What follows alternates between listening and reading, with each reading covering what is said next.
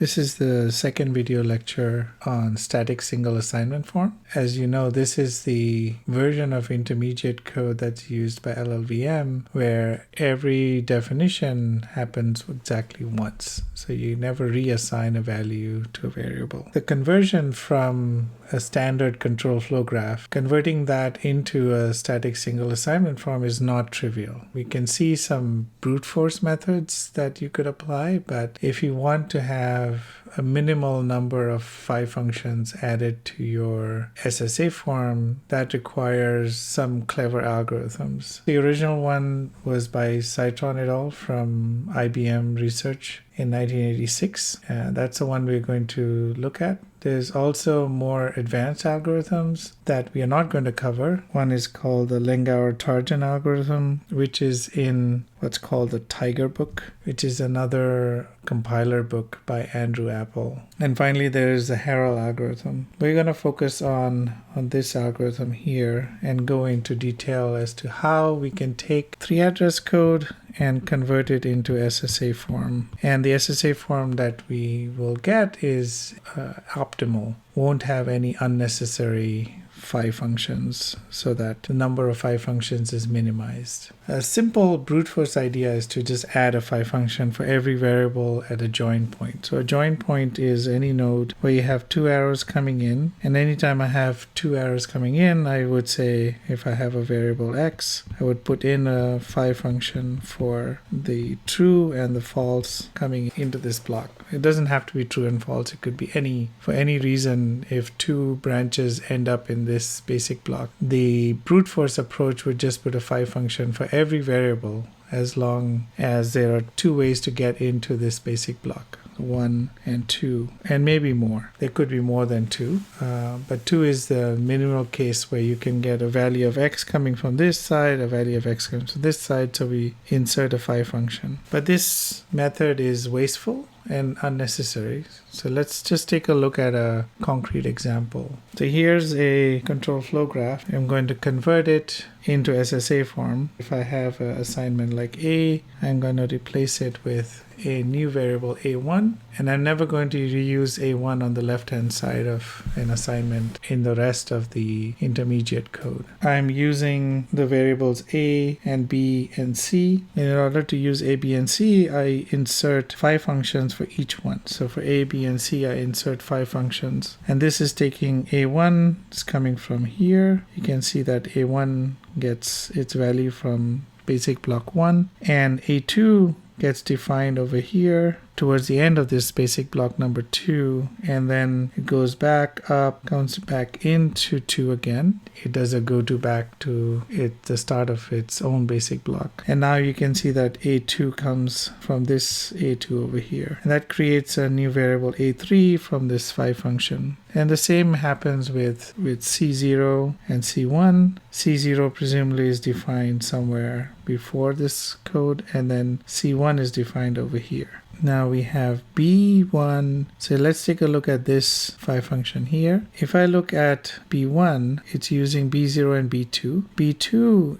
is created by taking A3, which was defined over here, plus 1. And now I get B2. This B2 is used once more over here, but we don't create a new variable related to B in the rest of this basic block. This B1 says I should either B0 or B2. So B0 might have been defined earlier if we needed it, and B2 is the one we define here. But B2 is only ever using the value for A3. So if you look at this statement over here, B1 is never used. If you look at the rest of this intermediate code, B1 is never used, and this statement can be deleted. We don't need that phi function. So you can see here that a brute force approach can insert way too many phi functions, and the end result is that your intermediate code can end up being flooded with these phi functions and makes it actually a lot slower than you not using SSA form. So We want to use phi functions only where necessary. And that's the goal of these algorithms. You can see that I can get rid of this B1, but notice that B2 keeps changing, right? Every iteration, the value of B2 changes. So it's not like a functional programming language where there are no side effects. There are side effects. The value of B2 is changing. It's just that the assignment to B2 only happens in this spot.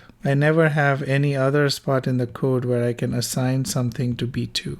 Like the only place where this happens is exactly here in this code, nowhere else. And that makes it easier to optimize this code. It makes it easier to deal with tracking where something is used and where something is defined. So let's look at some concepts we need in order to understand the algorithm that we're going to study that does the conversion to SSA form given a standard control flow graph using 3-address code. And we want to do this with minimal number of phi functions. We say that X dominates Y if every path from the start node to Y goes through X. So if I have a control flow graph and this is the start, if I have a node X somewhere here, eventually I get to Y. So notice that the path from the start node goes through X to Y, and there is no other way to get to Y. Like there is no other path that I can follow that can lead to that basic block Y, that node here. So the only way I can get to Y is through X when I go from the start node. And then this might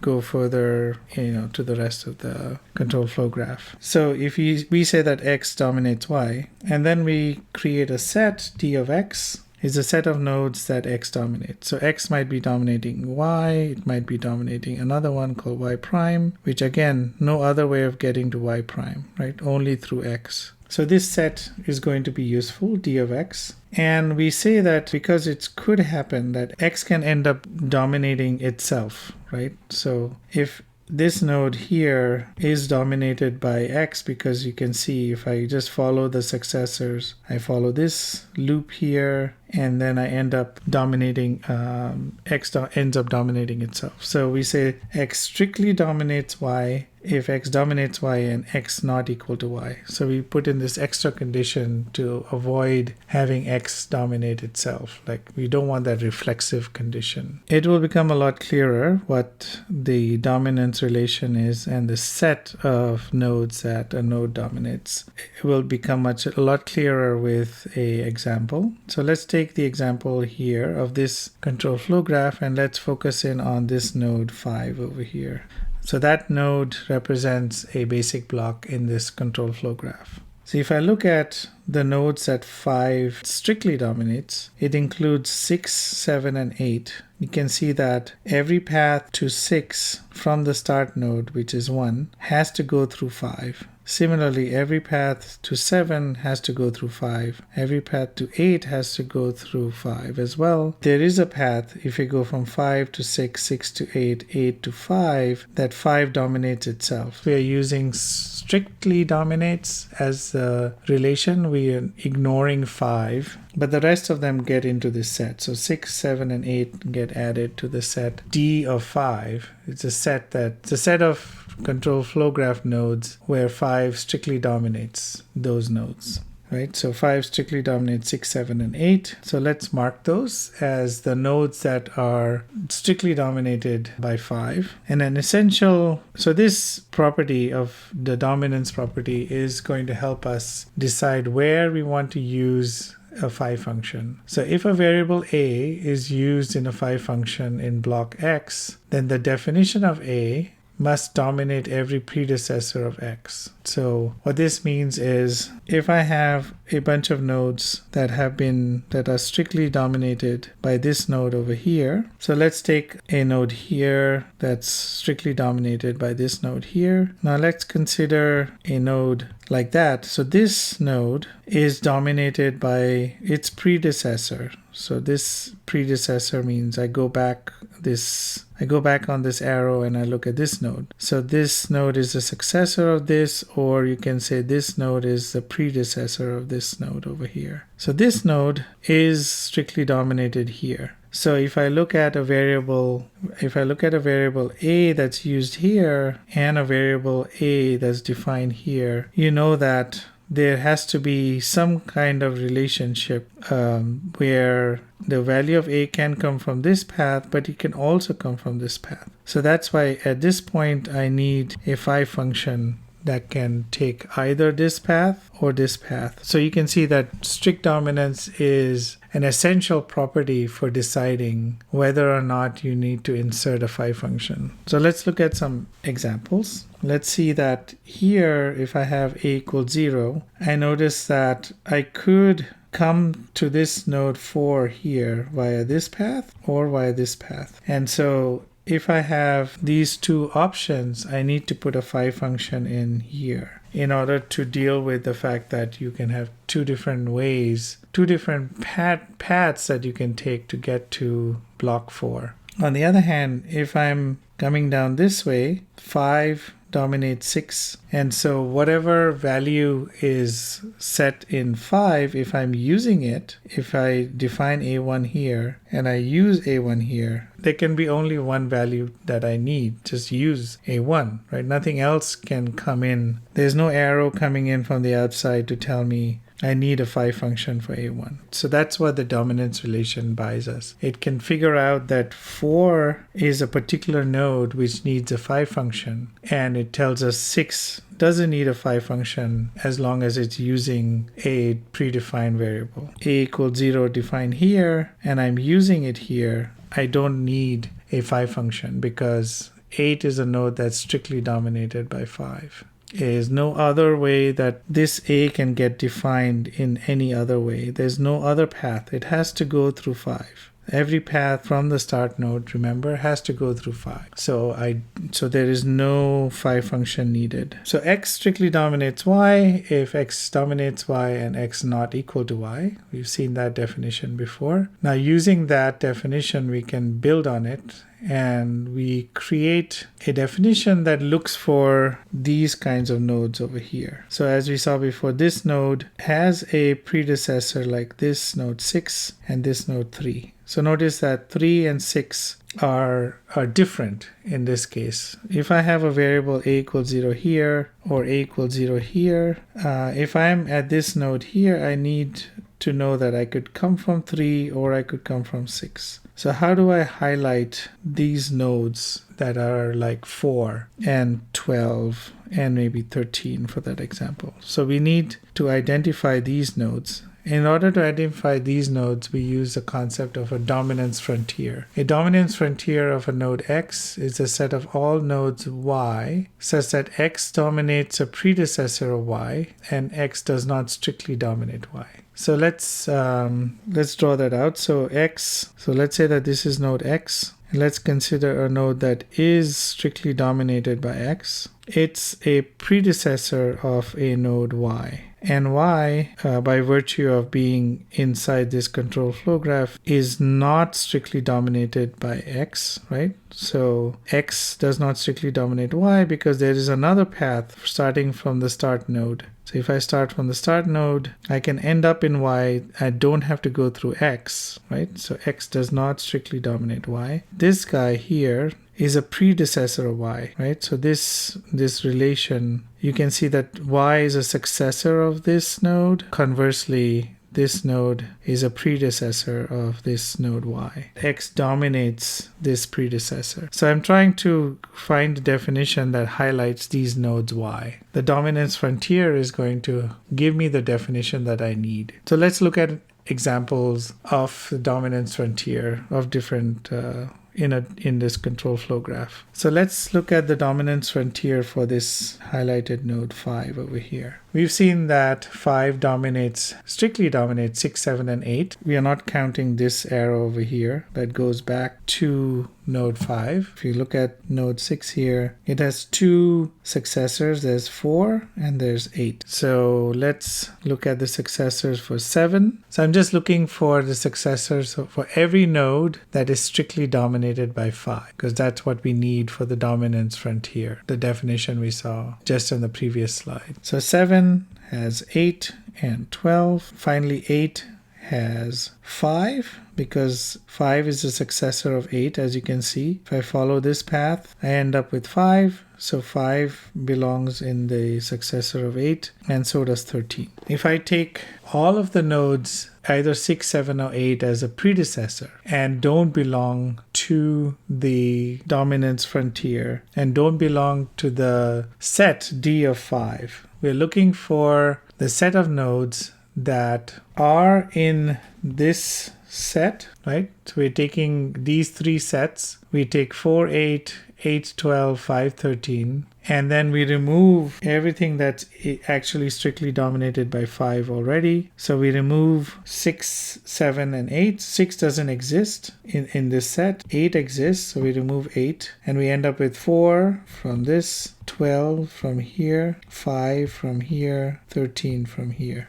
All of those nodes are considered to be in the dominance frontier of node 5. So 4, 12, 5, and 13. So these are the nodes that are in the dominance frontier of 5. The algorithm to compute the dominance frontier of any node x is to first compute the local of x, the set of successors that x does not immediately dominate. And then if x dominates k, we look for the set of nodes that are not dominated by x, that are successors for the nodes that it does strictly dominate. And then we take the union of local of x, and then we take this union of all the nodes that are the children of x. So remember, we're looking for some nodes that have a predecessor that's in the dominance frontier. So this algorithm is just collecting all of these nodes. It's fairly straightforward, right? So you take every node in the successor of x. If it does not strictly dominate y, then you include it. Then you take every child. For every child that's in every node k that's in the strictly dominate set of x, we find its successors to find the dominance frontier for that. And then we collect them all. So this is just collecting them all. So this algorithm, let's use this algorithm to run through an example. I think it'll become a lot clearer. It's the same example we've been using before. We want to compute the dominance frontier for 5. We have the nodes in the successor of x, which is 6 and 7. X does not strictly dominate y. It actually strictly dominates every node. So imagine if 5 had a successor node like 10 or something like that. We want to include those in this computation. But in this particular example, this doesn't exist. So we don't have to include that. In this case, the set S here ends up being the empty set because 5 strictly dominates 6 and 7, right? So this condition is not true for any of these nodes. Now let's take the set of nodes that is dominated by 5. So that's actually strictly dominated by 5, which is 6, 7, and 8. And then for every element in 6, 7, and 8, we compute df of those nodes. So if I compute the dominance frontier for 6, I would get 4 and 8. Both 4 and 8 are not strictly dominated by 6. There's other ways to get to 4. You don't have to go through 6. And there's other ways to get to 8. You don't have to go through 6. Right. So if you look at D of 6, it's the empty set. And so if I look for any nodes that are in the predecessor or successor rather of 6, you would get 4 and 8. So if you look at compute a df of k, just by running this for each node y in successor of x, I would get 4 and 8. Now I look for the dominance frontier for 7. If I look for the dominance frontier of 7, I get 8 and 12. Those are the two successors of 7. And again, 8 and 12 are not in the dominance frontier for 7, so they get included in the df of 7. And finally, we look for the dominance frontier for 8, and 8 has two successors, 5 and 13. If x does not dominate y, so we need to look at each element here, 4, 8, 12, 5, 13, and ask the question, does x, in this case, does 5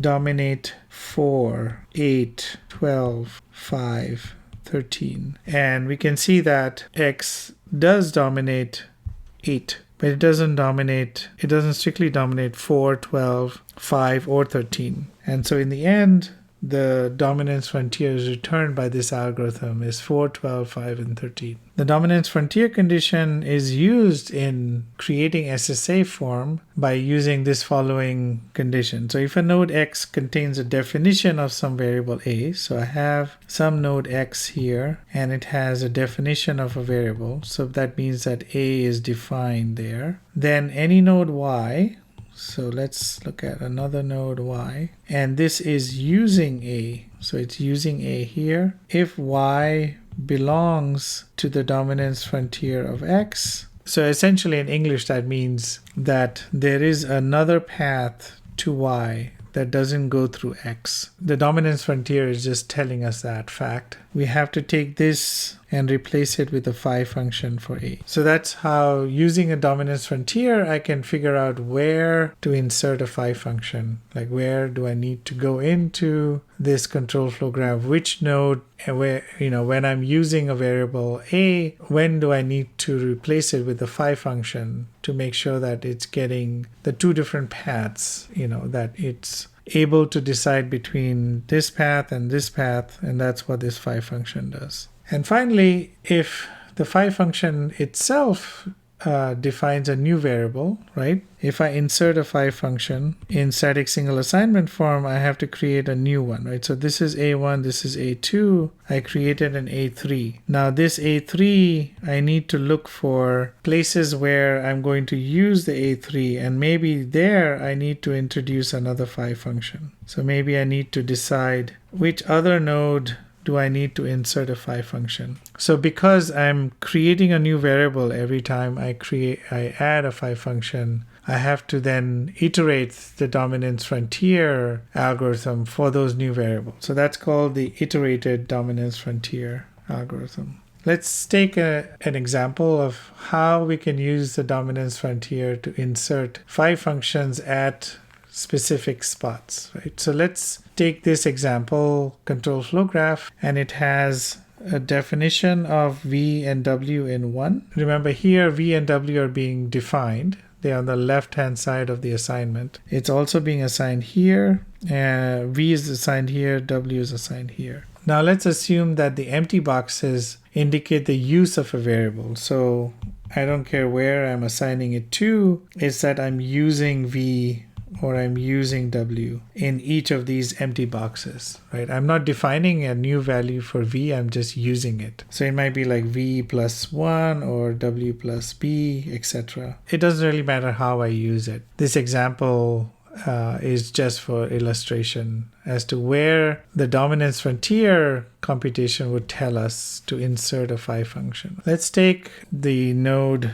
3 and let's calculate where do we think that a phi function needs to be added for the value that's defined here. So we're defining a value for V here. Where, if I use this V somewhere further down in this, anywhere in this control flow graph, where should I be putting a phi function that one argument of that phi function should be coming from 3? So let's compute the dominance frontier for 3. Well, let's look at all of the nodes that it strictly dominates. So we know that it strictly dominates 4, it strictly dominates 5, and it strictly dominates 6. Now let's look for a node that has a predecessor that's one of these nodes, 4, 5, or 6. You can see that 7 is an example of a node that has a predecessor which is 6, and 6 is strictly dominated by 3. If I look at the dominance frontier for 3, you can see that it includes 7. And there's no other node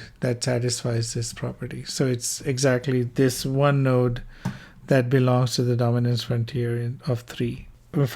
What this tells me is that I need to insert a phi function, and one of these, this value V here, is going to be one of these values V here. For now, I'm not going to change variable names. I'm going to insert unique variable names as a last step to make sure that it's in static single assignment form. For now, I'm just going to use the 5 functions and the placeholder for the variable. We know that it's a v variable, so it has to be one v is coming from here and another v is coming from here. And we know that this v actually is coming from that definition. Can't be anywhere else because we don't define v anywhere in these other blocks 4, 5, and 6. Okay, so now let's take into consideration the dominance frontier of this node 5, which is defining w. If you look at the nodes that are in the dominance strictly dominated by 5, it's 6. So 6 is the only node that's strictly dominated by 5. Let's look at the dominance frontier for 5. So 5 is where I'm defining w. If I look for the dominance frontier of 5, if I look at d of 5, it ends up being the empty set. That's because 6 is not strictly dominated by 5. There is another path to 6, right? I can go from 1 to 3 to 4 to 6, and I could go from 1 to 3 to 5 to 6. So remember, it has to be, you should be able to reach 6 only through a certain node to be included in the strictly dominate set. So in this case, 5 doesn't strictly dominate any node. So in this case, if I look for a node that's a successor of 5, it turns out to be 6. So in 6, I could have, so notice what the dominance frontier is telling me is that there could be a value of w that comes from this path over here, or I could take the w that comes from this path. So I need a phi function here in order to decide between which w I'm going to use. So that's why I put in a phi function for w in node 6. So remember, I have to iterate this dominance frontier. So if I look for what is in the dominance frontier for 6, you can see that d of 6 is equal to the empty set. And if I look for a successor of 6, such that you have something that dominates it. So 6 dominates, this 6 has a successor which is 7, and it doesn't strictly dominate it, right? Because it strictly dominates nothing actually. So in this case, you can see that this value of w can be used here, and I can get a value of w coming in from this way or this way. So as a result, I would add this phi function for w in the basic block 7 as well. All of the phi functions that I need, every single one, you can see that 2 and 4 don't define anything. So we don't need to do any further processing of, we don't need to find the dominance frontier for 2 or 4. It doesn't define any nodes, any variables. All I have left to do is to rename the variables to be unique to satisfy the static single assignment form. I would say this is v1, w1. The numbering is arbitrary, it doesn't really matter. And this becomes v2, which is different from v1, right? It has to be different according to SSA. And then I get w2. And now I know that w2 is coming in from this side. I know that w1 is coming in from this side. So I put in this phi function. It knows that I should choose between w1 and w2. That creates a w3, which ends up here because this path can have w3 and this path can have w1. So this phi function gets you a new variable w4